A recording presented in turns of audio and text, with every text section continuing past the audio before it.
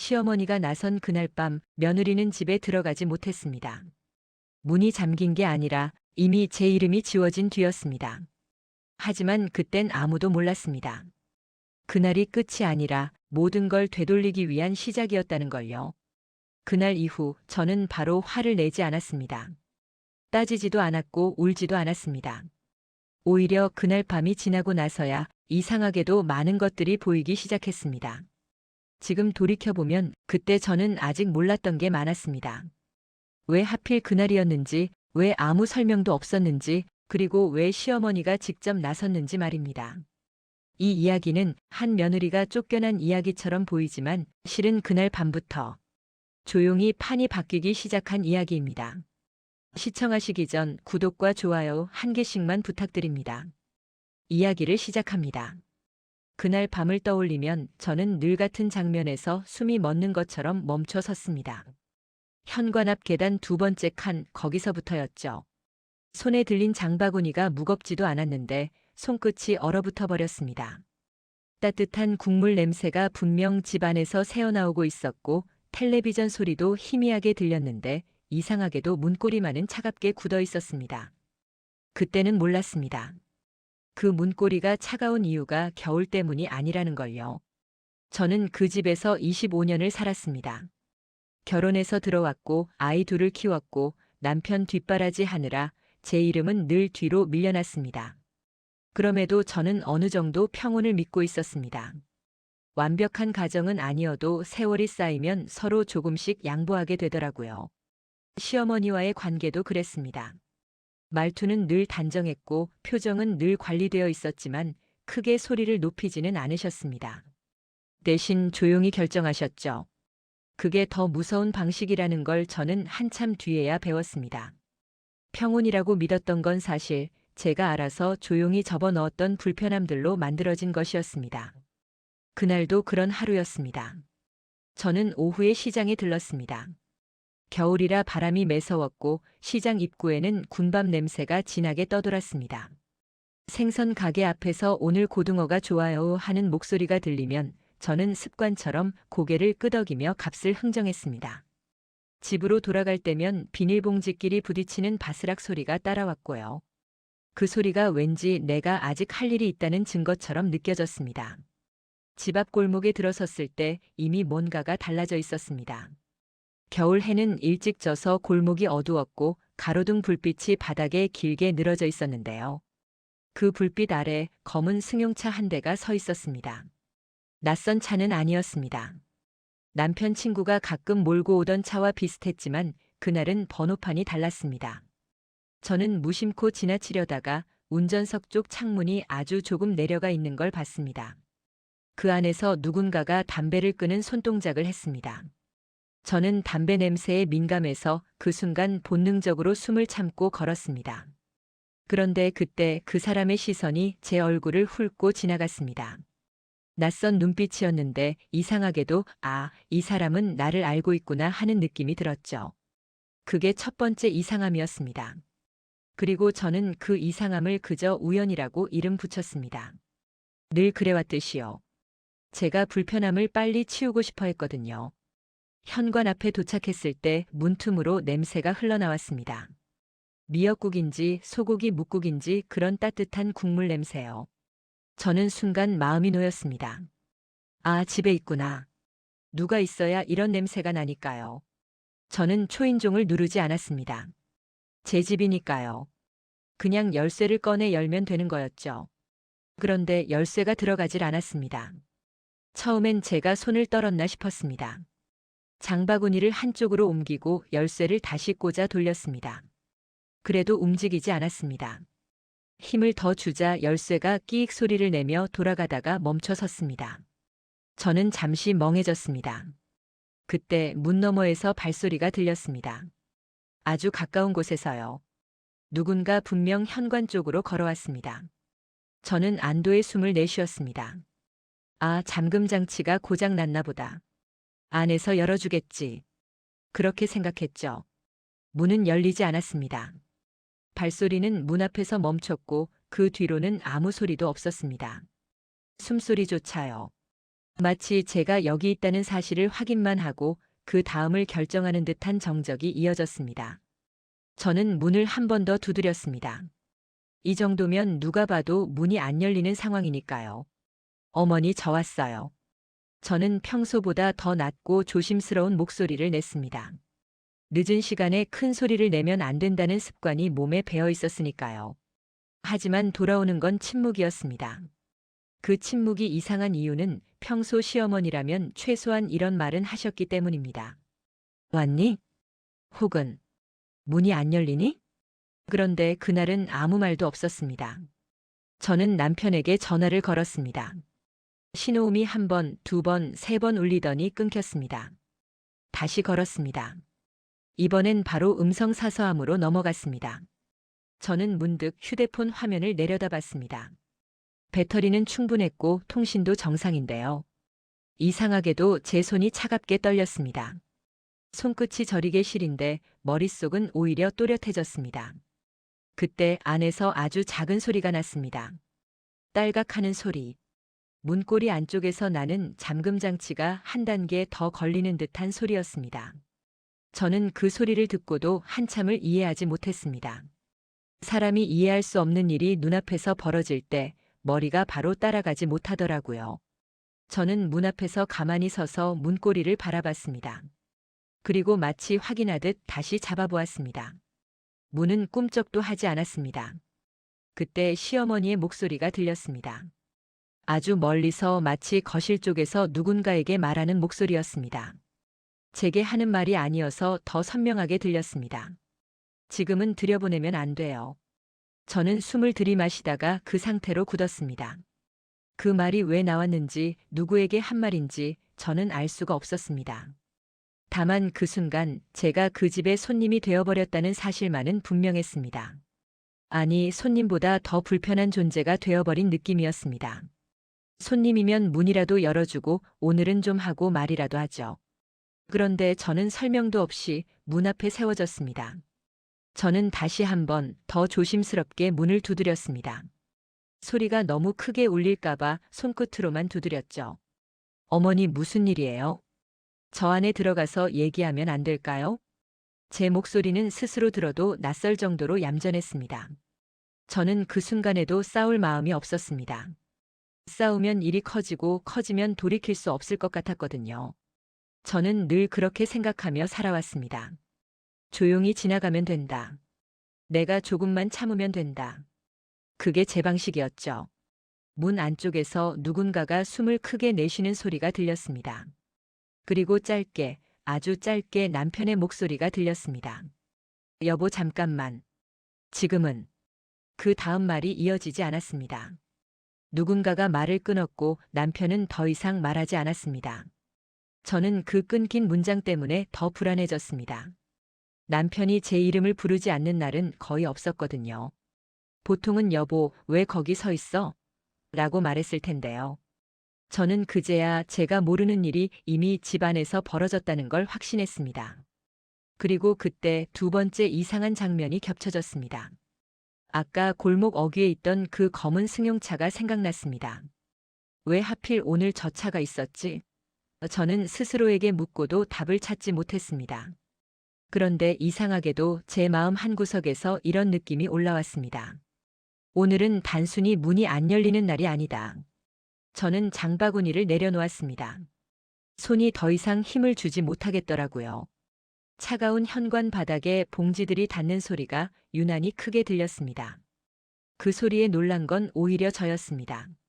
마치 그 소리 하나로 내가 이 집의 생활 소음에서 밀려난 사람처럼 느껴졌거든요. 그때 문 너머에서 종이가 스치는 소리가 들렸습니다. 서류를 넘기는 소리요. 그냥 책장을 넘기는 소리와는 달랐습니다. 종이가 여러 장 겹쳐 있고 그걸 누군가가 의식적으로 정리하는 소리였습니다. 그리고 아주 또렷하게 낯선 남자의 목소리가 들렸습니다. 공식적인 말투였습니다. 은행이나 보험사에서 듣던 그 특유의 차가운 문장 구성. 그럼 여기 명의 변경 관련해서 확인만 하시면 됩니다. 저는 그 말이 떨어지는 순간 문 앞에서 한 걸음 물러섰습니다. 무릎이 꺼지는 느낌이 들었지만 넘어지진 않았습니다. 몸이 반응하기 전에 마음이 먼저 얼어붙어 버렸습니다. 운명의 변경. 그 단어 하나가 제 머릿속을 쓸고 지나갔습니다. 그동안 제가 모르는 사이에 우리 집이라 믿었던 것이 누군가의 계산 속에서 정리되고 있었던 걸까요? 저는 그 말을 제대로 이해하기도 전에 또 한 번 시어머니의 목소리를 들었습니다. 이번에는 더 가까웠습니다. 현관 쪽으로 다가온 듯 했죠. 밖에 계시죠? 오늘은 돌아가세요. 그 말은 단정했고 흔들림이 없었습니다. 마치 오래전부터 준비한 문장처럼요. 저는 그 단정함 때문에 오히려 더 무서웠습니다. 화를 내는 사람은 감정이 흔들립니다. 하지만 감정이 없는 사람은 결정을 했다는 뜻이니까요. 저는 입술을 떼었지만 말이 바로 나오지 않았습니다. 뭘 물어야 할지 몰랐습니다. 왜요? 라고 묻기에는 너무 많은 게 무너지는 느낌이었고 무슨 서류예요? 라고 묻기에는 제가 이미 늦은 사람처럼 느껴졌습니다. 그래도 겨우 한 문장을 꺼냈습니다. 어머니, 저 어디로 가야 해요? 그 순간 문 너머에서 아주 짧은 침묵이 흘렀습니다. 그리고 시어머니의 목소리가 낮아졌습니다. 기분이 상했을 때 혹은 누군가를 정리할 때 나오는 목소리였습니다. 그건 본인이 알아서 하셔야죠. 저는 그 말을 듣고 문고리를 다시 잡지 않았습니다. 잡아도 열리지 않을 걸 알았으니까요. 대신 저는 휴대폰을 들었습니다. 그리고 이번엔 남편이 아니라 제 이름으로 된 통장 앱을 열었습니다. 늘 생활비 이체가 들어오던 계좌를 확인하려고요. 이상하게도 그날은 그걸 확인하지 않으면 숨을 못 쉴 것 같았습니다. 그런데 화면을 보는 순간 저는 또 한 번 멈춰 섰습니다. 마지막 이체 날짜가 일주일 전에서 끊겨 있었습니다. 그게 무슨 뜻인지 저는 아직 정확히 몰랐습니다. 다만 그날 밤 집 안에서 벌어지는 서류 소리와 명예 변경이라는 말, 그리고 일주일 전부터 끊긴 이체 기록이 하나의 그림으로 이어지기 시작했습니다. 저는 장바구니를 다시 들었습니다. 손이 덜덜 떨렸지만 봉지를 놓고 갈 수는 없었습니다. 그 집에 제 것이 남아있다는 걸 인정하는 느낌이 싫었거든요. 저는 골목 끝으로 걸어가며 뒤를 한 번도 돌아보지 않았습니다. 돌아보면 제가 그 자리에서 무너질 것 같았으니까요. 그날 밤 저는 어디로 간 게 아니었습니다.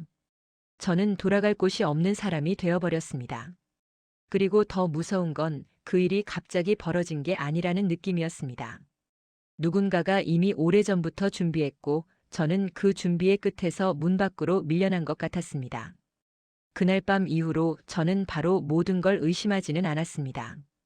그건 제 성격 때문이기도 했고 오랫동안 살아온 방식 때문이기도 했습니다. 사람은 자신이 믿어온 관계를 의심하는데 생각보다 많은 시간이 필요하더라고요. 특히 가족이라는 이름이 붙어 있으면 더 그렇습니다. 저는 그날을 조금 이상한 날 정도로 정리하려고 애썼습니다. 마음 한구석에서 계속 무언가가 찜찜했지만 그걸 꺼내어 확인하는 대신 덮어두는 쪽을 택했습니다. 며칠 동안은 친정집에 머물렀습니다. 오래된 아파트였고 엘리베이터가 자주 멈추는 곳이었죠. 어머니는 아무 말도 묻지 않으셨습니다. 대신 아침마다 따뜻한 물을 끓여주셨고 제가 일어나기 전에 이미 밥상을 차려두셨습니다. 그 침묵이 오히려 더 무거웠습니다. 저는 그 집에서도 손님처럼 조심스럽게 움직였고 밤이 되면 괜히 휴대폰을 몇 번씩 확인했습니다. 혹시라도 남편에게서 연락이 와 있지 않을까 해서요. 연락은 오지 않았습니다. 그 대신 시어머니에게서 문자가 왔습니다. 아주 정중한 말투였습니다. 늘 그렇듯이요. 몸은 좀 괜찮니? 요즘 날이 추워서 걱정이 된다. 문장만 보면 아무 문제가 없어 보였습니다. 그러나 저는 그 문자를 한참 동안 바라보다가 답장을 바로 보내지 못했습니다. 집에 들어오지 말라고 말했던 사람과 몸이 괜찮은지 묻는 사람이 같은 인물이라는 사실이 머릿속에서 잘 이어지지 않았기 때문입니다. 결국 저는 짧게 답했습니다. 네, 괜찮습니다. 그 이상은 쓰지 않았습니다. 설명하지 않았고 묻지도 않았습니다. 그게 첫 번째 참음이었습니다. 며칠 뒤 남편에게서 연락이 왔습니다. 저녁 무렵이었고 통화 버튼을 누르는 손끝이 조금 떨렸습니다. 전화기 너머로 들려오는 남편의 목소리는 생각보다 평온했습니다. 그게 더 이상했습니다. 아무 일도 없었다는 듯한 톤이었거든요. 여보, 요즘 좀 정신이 없어서. 집안일이 좀 복잡해. 그 말 뒤에는 항상 같은 문장이 붙었습니다. 나중에 얘기하자. 저는 그 나중이라는 단어를 여러 해 동안 들어왔습니다. 그 단어는 늘 문제를 뒤로 미루는 데 쓰였고 결국 흐지부지 끝나는 경우가 많았습니다. 저는 그날도 그 말을 받아들였습니다. 지금 따지고 들면 싸움이 될 것 같았고 싸움이 되면 더 큰 벽이 생길 것 같았으니까요. 알겠습니다. 정리되면 말씀 주세요. 그렇게 말하고 전화를 끊었을 때 제 마음 한쪽에서 아주 작게 금이 가는 소리가 났습니다. 하지만 저는 그 소리를 애써 무시했습니다. 두 번째 참음이었습니다. 시간이 조금 지나 저는 집에 있던 제 물건들이 걱정되기 시작했습니다. 옷이며 서류며 오랫동안 모아온 것들이 그 집에 그대로 있었으니까요. 남편에게 다시 연락을 했고 이번에는 메시지로 물었습니다. 집에 제 물건들 괜찮을까요? 필요한 게 있으면 가지러 가도 될까요? 답장은 바로 오지 않았습니다. 몇 시간이 지나서야 짧은 문장이 왔습니다. 지금은 좀 곤란해. 어머니가 예민하셔서. 그 말은 제 마음을 정확히 찔렀습니다. 예민하다는 말은 늘 상황을 덮는 데 쓰였습니다. 누구의 잘못도 아닌 것처럼 만들면서 동시에 아무것도 바꿀 수 없게 만드는 말이었죠. 저는 그 문자를 읽고 한동안 아무 행동도 하지 못했습니다. 화가 났다기보다는 점점 제자리가 사라지고 있다는 느낌이 들었기 때문입니다. 그 무렵부터 저는 생활비가 들어오지 않는다는 사실을 분명히 인식하게 되었습니다. 처음에는 날짜를 잘못 기억했나 싶었습니다. 그동안 자동이체로 들어오던 돈이 며칠 늦는 경우도 있었으니까요. 그런데 일주일이 지나도 2주가 지나도 통장은 조용했습니다. 저는 은행 앱을 열어 거래 내역을 하나하나 확인했습니다. 화면을 넘길 때마다 손끝에 힘이 들어갔습니다. 이체가 끊긴 날짜는 제가 집에 들어가지 못했던 그날보다 정확히 일주일 전이었습니다. 그 사실을 깨닫는 순간 저는 숨을 천천히 내쉬었습니다. 당황하지 않으려고 일부러 호흡을 고른 겁니다. 감정이 앞서면 판단이 흐려진다는 걸 저는 이미 여러 번 겪어봤으니까요. 저는 그날부터 작은 수첩을 하나 꺼냈습니다. 특별한 이유는 없었습니다. 다만 무언가를 적어두지 않으면 나중에 그땐 그랬던 것 같아라는 말로 스스로를 속이게 될 것 같았습니다. 날짜를 적고 그날 있었던 일들을 간단히 기록했습니다. 남편의 말투, 시어머니의 문자, 통장에 변화가 없던 날. 그건 복수를 위한 기록이 아니었습니다. 그저 사라지지 않기 위한 기록이었습니다. 며칠 뒤 시어머니에게서 다시 연락이 왔습니다. 이번에는 전화였습니다. 저는 잠시 망설이다가 전화를 받았습니다. 수화기 너머로 들려오는 목소리는 여전히 차분했고 오히려 친절해 보이기까지 했습니다. 요즘 많이 힘들지. 내가 예민해진 것 같아서 서로 좀 시간을 가지는 게 좋을 것 같아. 그 말은 위로처럼 들렸지만 곧 이어진 문장은 그렇지 않았습니다. 집 문제는 내가 알아서 정리하고 있으니까 걱정 안 해도 돼. 저는 그 말을 듣고도 바로 반응하지 않았습니다. 대신 아주 조용히 물었습니다. 어떤 정리 말씀하시는 건가요? 전화기 너머에서 아주 짧은 침묵이 흘렀습니다. 그 침묵은 길지 않았지만 저는 그 사이에 많은 걸 느꼈습니다. 그리고 시어머니는 이렇게 말씀하셨습니다. 어른들끼리 할 이야기야. 그 한 문장은 저를 그 집의 가족이 아니라 제외된 사람으로 명확히 구분 짓는 말이었습니다. 저는 그제야 알았습니다. 그날 밤 문이 열리지 않았던 건 감정적인 충돌 때문이 아니라 이미 역할이 정리된 뒤였다는 걸요. 전화를 끊고 난 뒤 저는 한동안 아무 말도 하지 않았습니다. 화를 낼 수도 있었고 따질 수도 있었지만 그러지 않았습니다. 대신 수첩을 다시 펼쳤습니다. 그리고 시어머니의 말투를 그대로 적었습니다. 어른들끼리 할 이야기. 그 문장을 적으면서 저는 이상하게도 마음이 조금 가벼워졌습니다. 적어도 이제는 무엇을 참고 있는지 분명해졌으니까요. 그날 밤 저는 다시 한번 남편에게서 메시지를 받았습니다. 조금만 기다려줘.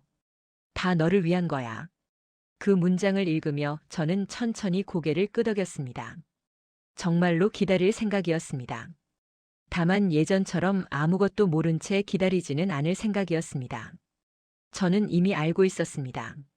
이 상황에서 기다린다는 건 가만히 있는 게 아니라 준비하는 일이라는 걸요. 그리고 그 준비가 끝났을 때 누군가는 분명 이렇게 말하게 될 거라는 예감이 들었습니다. 설마 그걸 알고 있었을 줄은 몰랐어. 사람은 마음속에서 이미 답을 알고 있으면서도 그 답을 직접 확인하기 전까지는 계속 망설이게 됩니다. 저는 그 시기에 그런 상태로 살고 있었습니다. 의심은 점점 선명해졌지만 마지막 한 줄을 직접 눈으로 보기 전까지는 여전히 혹시라는 말을 붙잡고 있었죠.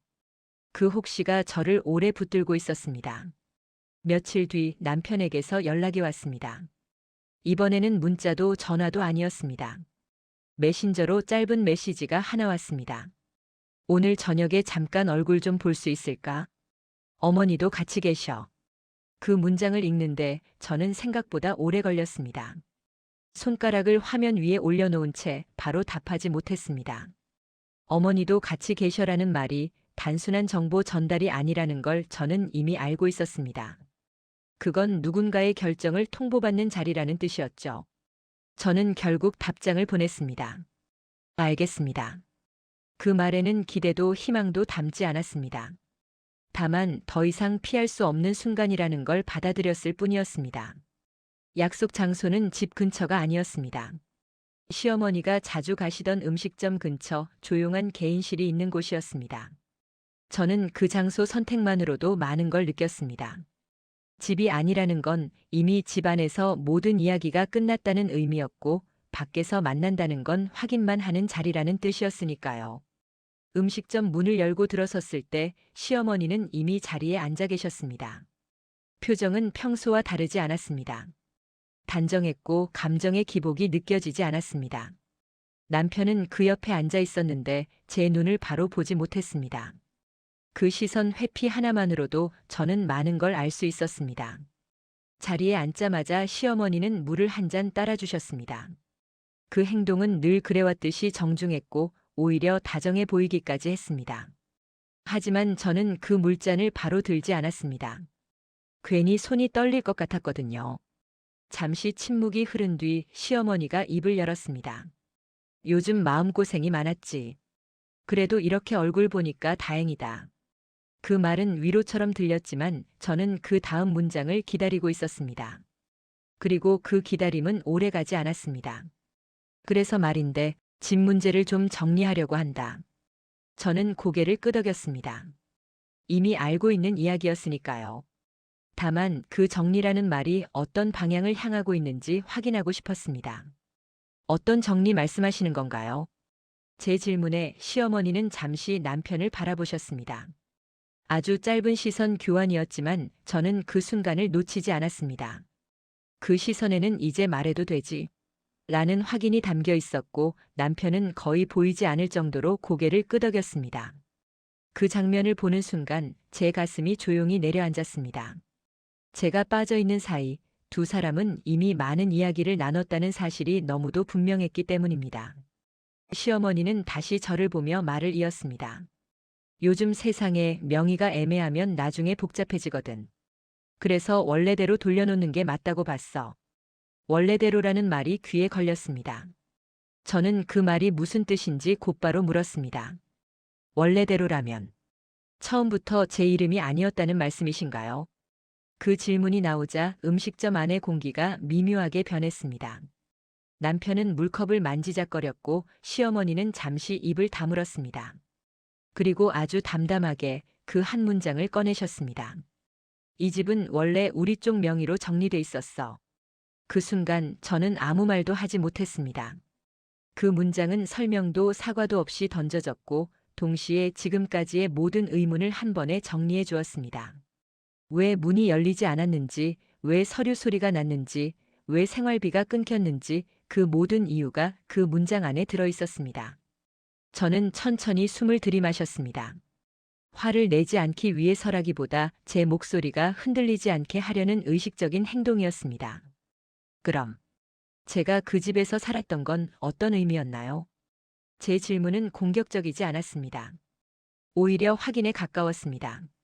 그런데 시어머니의 대답은 제가 생각했던 것보다 훨씬 단정했습니다. 가족이니까 같이 산 거지. 하지만 명의랑 생활은 다른 문제야. 그 말은 제 지난 세월을 한 문장으로 정리해버렸습니다. 같이 살았지만 소유는 아니다. 저는 그 말이 그렇게 정확하게 제 자리를 규정할 줄은 몰랐습니다.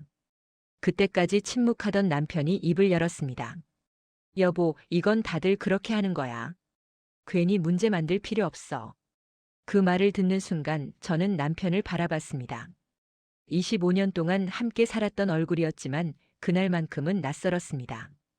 다들 그렇게 한다는 말 속에는 제 입장을 지울 수 있는 모든 이유가 들어 있었으니까요. 저는 그제야 깨달았습니다. 이 자리에는 설득도 대화도 없다는 걸요. 이미 결론은 나 있었고 저는 그 결론을 통보받기 위해 불려 나온 사람이었습니다. 저는 더 묻지 않았습니다. 대신 가방에서 작은 수첩을 꺼냈습니다. 시어머니와 남편의 시선이 동시에 제 손으로 향했습니다. 저는 그 시선을 무시한 채 수첩을 펼쳤습니다. 그리고 천천히 날짜를 확인했습니다. 생활비가 끊긴 날짜가 제가 집에 들어가지 못하기 정확히 일주일 전이더라고요. 그 말에 남편의 얼굴이 굳었습니다. 시어머니는 아무 반응을 보이지 않았지만 손에 들고 있던 숟가락을 살짝 내려놓았습니다. 아주 작은 소리였지만 저는 그 소리를 놓치지 않았습니다. 그때부터 준비하신 거죠. 서류도 명의도. 제 말은 질문이 아니었습니다. 확인이었습니다. 그리고 시어머니는 부정하지 않으셨습니다. 그 침묵이야말로 가장 분명한 대답이었습니다. 잠시 후 시어머니는 이렇게 말씀하셨습니다. 이건 감정으로 판단할 일이 아니야. 어른들 판단이야. 그 말은 이 챕터에서 들었던 바로 그 문장이었습니다. 저는 그제야 그 문장의 진짜 의미를 이해했습니다. 어른들 판단이라는 말은 저를 판단의 주체에서 완전히 제외시키겠다는 선언이었습니다. 저는 고개를 끄덕였습니다. 그리고 자리에서 천천히 일어났습니다. 아직 아무것도 되찾지 않았고 아무것도 폭로하지도 않았습니다.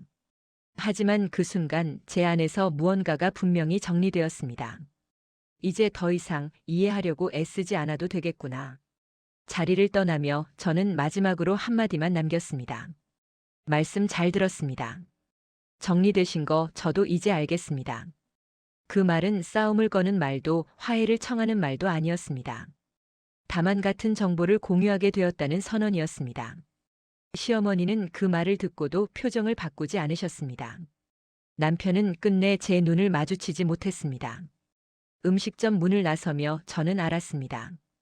이제 이 이야기는 되돌릴 수 없다는 걸요. 그리고 동시에 아주 조용한 확신도 들었습니다. 이제는 내가 움직일 차례다. 사람은 어떤 순간부터 분노하지 않게 됩니다. 감정이 사라져서가 아니라 감정이 더 이상 방향을 잃지 않기 때문이죠. 저는 그 시기를 지나고 있었습니다. 그 자리 이후 집으로 돌아오는 길은 이상하리만큼 조용했습니다. 머릿속이 복잡하지도 않았고 눈앞이 흐려지지도 않았습니다. 대신 생각이 하나씩 정리되는 느낌이었습니다. 마치 오랫동안 엉켜있던 실타래가 어느 순간부터는 저절로 풀리기 시작한 것처럼요. 그날 이후 저는 누구에게도 전화를 하지 않았습니다. 남편에게도 시어머니에게도 그 어떤 설명이나 항의도 하지 않았습니다. 그게 오히려 상대를 가장 불안하게 만든다는 걸 저는 오랜 세월을 통해 배워왔습니다. 아무 말도 하지 않는 사람은 무슨 생각을 하고 있는지 알 수 없거든요. 며칠 뒤 저는 은행에 갔습니다. 특별한 용건이 있는 척하지도 않았고 화가 난 얼굴도 아니었습니다. 번호표를 뽑고 의자에 앉아 차례를 기다렸습니다. 주변에는 저와 비슷한 나이의 사람들이 많았습니다. 통장 정리를 하러 온 분들도 있었고 대출 상담을 받는 듯한 분들도 있었습니다. 저는 그 풍경 속에서 유난히 눈에 띄지 않는 사람이었습니다. 그게 좋았습니다. 제 차례가 되자 창구 직원은 공손한 말투로 용건을 물었습니다.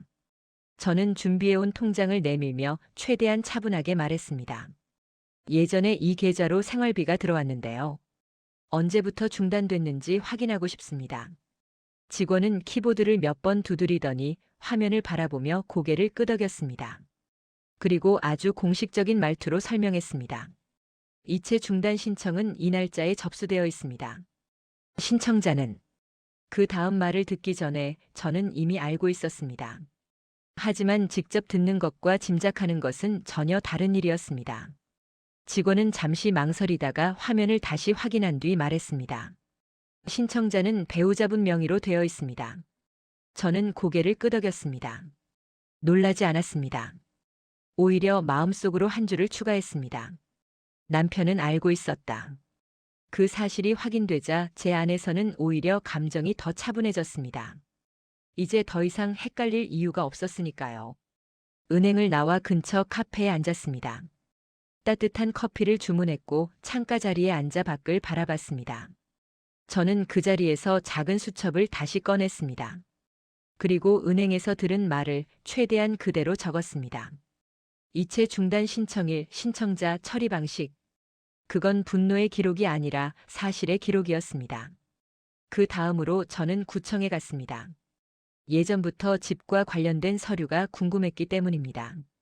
명의가 언제 어떻게 변경됐는지 저는 정확히 알 필요가 있었습니다. 민원 창구에서 만난 직원은 처음엔 제 질문을 잘 이해하지 못하는 듯 했습니다. 하지만 제가 차분히 설명하자 곧 관련 서류를 조회해 주었습니다. 이 건물의 명의 변경은 몇 달 전으로 되어 있네요. 그 말에 저는 잠시 숨을 고르고 물었습니다. 그 시점이요. 혹시 가족 구성원의 동의가 필요한 절차였나요? 직원은 서류를 다시 확인하더니 고개를 저었습니다. 이 경우에는 소유자 단독으로 가능한 변경이었습니다. 그 말은 시어머니가 말했던 원래 우리 쪽 명의라는 말이 단순한 변명이 아니라 이미 제도 안에서 움직인 결과라는 뜻이었습니다. 저는 그 사실을 수첩에 적으며 마음속으로 또 하나를 정리했습니다. 이건 감정 싸움이 아니다. 그날 이후로 저는 변호사를 찾지 않았습니다. 상담도 받지 않았고 누군가에게 도움을 청하지도 않았습니다. 대신 제가 할 수 있는 일들을 하나씩 했습니다. 제 이름으로 된 서류들을 모았고 예전에 제가 관리하던 가계부를 다시 꺼냈습니다.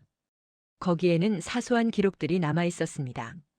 병원비, 아이들 학원비, 집 수리비. 그 중에는 제가 직접 부담했던 비용들도 꽤 있었습니다. 그 기록들을 보며 저는 문득 깨달았습니다. 이 집에서 제가 했던 일들은 단순한 동거의 흔적이 아니라는 걸요. 그건 분명한 기여의 기록이었습니다. 그리고 그 기록은 누군가의 말 한마디로 사라질 수 있는 것이 아니었습니다. 그 사이 남편에게서 몇 통의 메시지가 왔습니다. 요즘 왜 이렇게 조용해? 너 화난 거 아니지? 그 문장을 읽으며 저는 잠시 웃음이 났습니다. 화가 난 사람은 보통 조용하지 않습니다. 조용한 사람은 이미 다른 단계에 들어선 경우가 많습니다. 저는 그 메시지에 바로 답하지 않았습니다. 대신 며칠 뒤 아주 짧게 답장을 보냈습니다. 생각 중입니다. 그 말은 거짓이 아니었습니다. 저는 정말로 생각하고 있었으니까요. 다만 그 생각의 방향이 남편이 기대하는 쪽은 아니라는 것뿐이었습니다. 며칠 뒤 돕는 인물에게서 연락이 왔습니다. 예전에 알고 지내던 지인이었고 행정 쪽 일을 오래 해온 사람이었습니다. 저는 그에게 상황을 모두 설명하지는 않았습니다. 다만 몇 가지 사실만 조심스럽게 물었습니다. 이런 경우에요. 서류보다 기록이 더 중요해지는 순간이 있나요? 그 사람은 잠시 생각하더니 이렇게 말했습니다. 기록은요. 나중에 누가 말을 바꾸려고 할 때 가장 무서운 겁니다.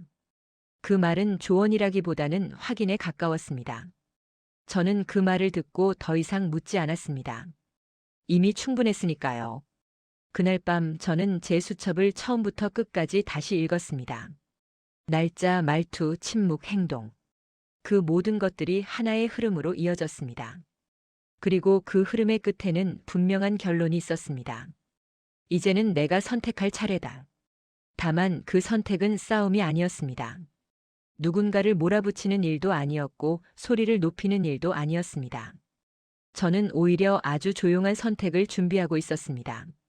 상대가 가장 방심한 순간에 사실만으로 상황을 뒤집는 선택을요. 그리고 저는 알고 있었습니다. 이 선택이 실행되는 순간 누군가는 분명 이렇게 말하게 될 거라는 걸요. 그렇게까지 알고 있었을 줄은 몰랐어. 사람은 마지막 순간에야 자신이 무엇을 잃고 있었는지 깨닫게 됩니다. 저는 그 사실을 아주 늦게 알았습니다. 하지만 늦게 알았다고 해서 아무것도 할 수 없는 건 아니더라고요. 오히려 늦게 알았기에 더 조용하고 정확하게 움직일 수 있었습니다. 제가 다시 연락을 한 건 그 자리 이후로 정확히 열흘여가 지난 뒤였습니다. 시어머니도 남편도 아닌 가족단체 대화방이었습니다. 평소에는 명절 인사나 안부 정도만 오가던 곳이었죠. 저는 그 방에 아주 짧은 메시지를 하나 남겼습니다. 집 관련해서 정리할 말씀이 있습니다. 다 같이 있는 자리에서 말씀드리겠습니다. 그 문장을 보내고 나서 저는 휴대폰을 내려놓았습니다. 그 이상 설명하지 않았습니다. 그 짧은 문장은 충분히 자극적이었고 동시에 충분히 불안하게 만들 수 있는 말이었습니다. 며칠 뒤 시어머니 댁 거실에 가족들이 모였습니다. 분위기는 어색했습니다. 모두가 무슨 이야기가 나올지 짐작하고 있었지만 아무도 먼저 묻지 않았습니다. 시어머니는 평소처럼 단정한 모습이었고 남편은 제 옆이 아닌 조금 떨어진 자리에 앉아 있었습니다. 저는 그 거리에서 이미 모든 게 정리되어 있다는 걸 느꼈습니다. 제가 먼저 입을 열었습니다. 목소리는 놀랄 만큼 차분했습니다. 오늘은 감정 이야기 하려고 나온 자리가 아닙니다. 사실만 말씀드리겠습니다. 그 말에 시어머니의 눈썹이 아주 미세하게 움직였습니다. 저는 그 변화를 놓치지 않았습니다. 제가 집에 들어가지 못했던 날 이후로 생활비 이체가 중단된 사실을 확인했습니다. 저는 준비해온 서류를 하나씩 테이블 위에 올렸습니다. 은행 거래 내역이었고 날짜가 선명하게 표시되어 있었습니다. 가족들 중 몇 명이 그 종이를 바라보다가 슬쩍 시어머니를 쳐다봤습니다. 이체 중단 신청자는 남편 명이었습니다. 그 말이 떨어지는 순간 거실 안의 공기가 바뀌었습니다. 남편은 고개를 들지 못했고 시어머니는 아무 말도 하지 않았습니다. 저는 말을 멈추지 않았습니다. 그리고 진명의 변경 시점은 제가 그 집에서 생활하던 기간과 정확히 겹칩니다. 이번에는 구청에서 발급받은 서류를 꺼냈습니다. 공식적인 문서였고 말투도 감정이 들어갈 여지가 없는 형식이었습니다. 저는 그 서류를 들고 아주 담담하게 말했습니다. 이건 불법은 아니었습니다. 다만 저에게는 아무 설명도 없었습니다. 그때 시어머니가 처음으로 입을 여셨습니다. 그건 어른들 판단이었어. 괜히 복잡하게 만들 필요는 없잖아. 그 말이 나오자 저는 고개를 끄덕였습니다. 그리고 조용히 되물었습니다. 그래서요. 제가 그 집에 살았던 건 가족이어서였습니까? 아니면 언제든 정리될 사람이어서였습니까? 그 질문에 시어머니는 대답하지 못하셨습니다. 그 침묵이야말로 제가 기다리던 순간이었습니다. 저는 마지막으로 수첩을 꺼냈습니다. 그 안에는 날짜와 말들이 빼곡히 적혀 있었습니다. 이건 제가 화가 나서 적은 게 아닙니다. 잊지 않기 위해 적은 겁니다. 그리고 저는 아주 조용히 그러나 분명하게 말했습니다. 저는 이 집에 대한 권리를 주장하러 온 게 아닙니다. 다만 제가 어떤 위치였는지는 분명히 하고 싶었습니다. 그 말에 가족들 중 누군가는 고개를 숙였고 누군가는 숨을 삼켰습니다. 그제야 남편이 입을 열었습니다. 여보, 이렇게까지 할 필요는 없었잖아. 그 순간 저는 그를 바라보며 아주 천천히 말했습니다. 당신이 그렇게 말할 수 있는 건 이미 모든 걸 정리해 두었기 때문입니다. 그 한 문장은 그날의 결정적 회수 문장이었습니다. 3챕터에서 들었던 말, 이건 다들 그렇게 하는 거야. 그 말이 얼마나 비겁한 말이었는지 그제야 모두가 이해한 순간이었습니다. 저는 더 이상 말을 잇지 않았습니다. 대신 마지막 선택을 알렸습니다. 저는 더 이상 이 집의 며느리가 아닙니다. 하지만 제가 아무것도 모르고 쫓겨난 사람은 아니라는 건 모두가 알고 계셔야 할 것 같습니다. 그 말은 선언이었고 동시에 작별이었습니다. 그날 이후 시어머니는 제게 다시 연락하지 않으셨습니다. 남편은 몇 번 연락을 했지만 저는 받지 않았습니다. 대신 제 이름으로 된 작은 전셋집을 구했고 그 집에서 조용히 생활을 시작했습니다. 가진 건 많지 않았지만 제 선택만큼은 분명했습니다. 가끔 사람들은 묻습니다. 후회는 없으세요? 그럴 때마다 저는 잠시 생각한 뒤 이렇게 답합니다. 그 집에서 나왔던 날보다 제가 제 선택을 한 날이 더 또렷합니다. 모든 것이 완전히 해결된 건 아닙니다. 서류도 관계도 마음도 여전히 정리 중입니다. 다만 한 가지는 분명합니다. 그날 밤 집에 들어가지 못했던 며느리는 아무 말도 못한 사람이 아니라 가장 마지막에 말한 사람이 되었다는 건 말입니다. 그리고 그 사실만으로도 저는 충분했습니다.